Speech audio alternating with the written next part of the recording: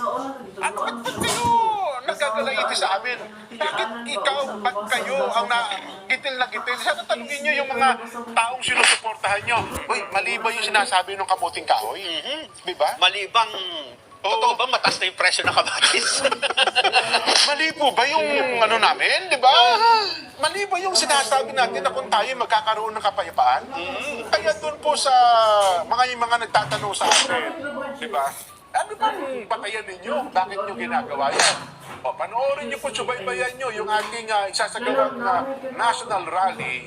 Kasi alam mo naman, Nelson, tayo, tsaka ang Iglesia ni Cristo po, hindi kami bumabati sa sarili namin gusto eh. Lagi ang batayan natin batal na kasulatan, Nelson, Sa araw po ngayon, mapapakinggan nyo po sa pamamagitan ng batal na kasulatan, ano ba ang batayan ng Iglesia ni Cristo? Bakit kailangan gawin yun? Bakit nyo po kailangan gawin? Bakit namin gagawin ito?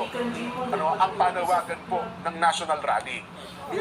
Sabi ng Pangulo. Ito yung dapat ibigay mo sa ating kahapon ito sa Magalang. Pwede na ba? Para lang maintindihan natin at mabalikan natin. Ha? Balikan lang natin itong sinabi ng Pangulo na yan ang sinusuportahan natin. Yung iba kasi pilit na inilalayo di ba? Oo. Para lang may mapatikos at makontra yung gagawing National Rally for Peace. Oo.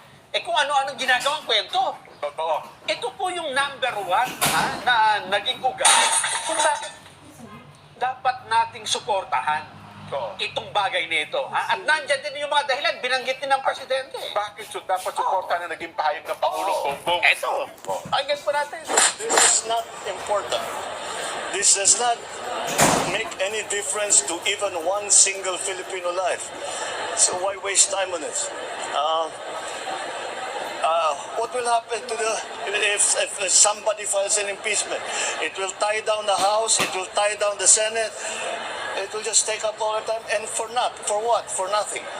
For nothing. None of this will help improve a single Filipino life. As far as I'm concerned, it's a storm in a teacup.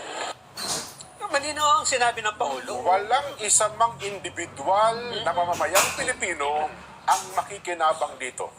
At sinunod pa niya ang sinabi, for me, it's a storm in a teacup. Mismo sa DA, umakyat na sa 360 pesos ang kilo ng kamatis. Ang mahal!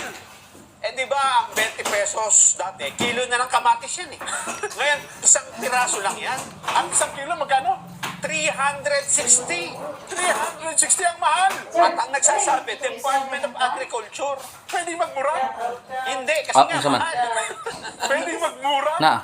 Hindi pa pwede Nato? magmumura ito? Eto pa, Ang Talaga isang naman. kilo ng kamatis ay mas mahal pa kaysa sa isang kilo ng manok. Dahil ang manok ay 240 pesos per kilo. Kung doon sa fast food chain nyo, 198 na, 2 pieces May kasamang rice sa soft drinks. Ang kamatis ay katumbas na ng isang kilo ng shoulder, ng pork shoulder. 390 ang kilo ng... Dili. Naku mo. Medium na kamatis, 20 pesos kada piraso. At maswerte ka kung ibibigay pa sa'yo ng 20. Che. Baka sabihin ng tendera. Kuwan man to? Ay, di yung medyo bulok ang... 11:22. Yung may ulalo sa Ang loob. last check yata. Ay, ngayon mga babayan, Talaga naman. kung ito ang sitwasyon ng bansa, mas uunahin mo pa ba yung... kasi kayo, na iba, ay hindi nyo naintindihan yung kalagayan ng mas maraming may hirap. Hindi ba? Personal kasi ang iniisip ng iba. At yung Personal, kanilang- sariling kapakanan. Hindi lang yun. Yung kanilang political... kung ano man. Political belief. Yes. Oo. Tapos sinasabi pa, kayo kasi nakikisangkot kayo sa politika Paano nakikisangkot kami may mamamayang Pilipino? Diba? Sapagkat kami mamamayang Pilipino. Kung kami man po kaanib sa iglesia. Alam nyo ba, ito, nireport lang ito ng Philippine Statistics Authority ngayong araw na ito. Ang PSA, sige. Ang inflation po noong December ay bumili sa 2.9%. November, 2.5%. Ibig sabihin, bumilis pa ang pagtaas ng presyo ng mga bilihin. Ang pangunahing dahilan, pagtaas ng presyo ng kuryente, renta ng bahay, at LPG. Alam niyo ba kung gaano kataas?